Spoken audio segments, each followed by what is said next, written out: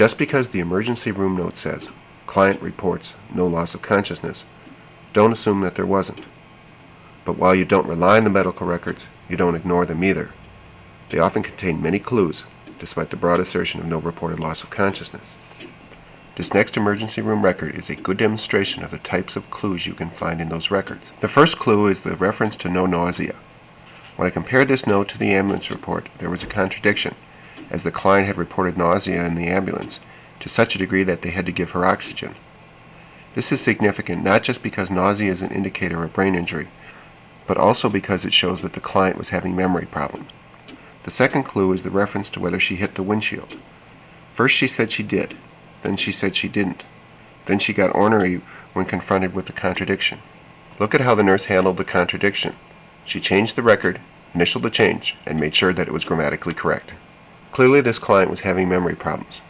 She also appeared to be having problems with her temperament as well, denying vehemently ×3 that she had contradicted herself. When looking at medical records for clues, always start with the ambulance report.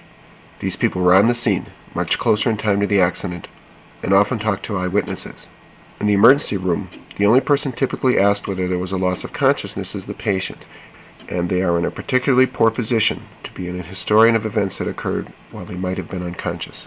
To determine whether there was a loss of consciousness, go back over the accident sequence several times.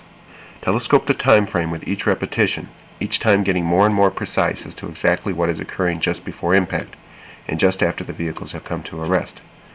In a surprising number of cases, there will be a gap in memory, if not consciousness. It is significant if your client does not remember something as loud as the sound of the crash. Also watch for the delayed loss of consciousness.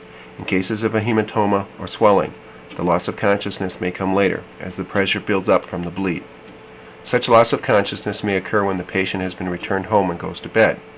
It is very difficult to document such loss of consciousness. Talk to the relatives. Do they have difficulty waking the patient? Family members also make great witnesses with respect to a change in mental state.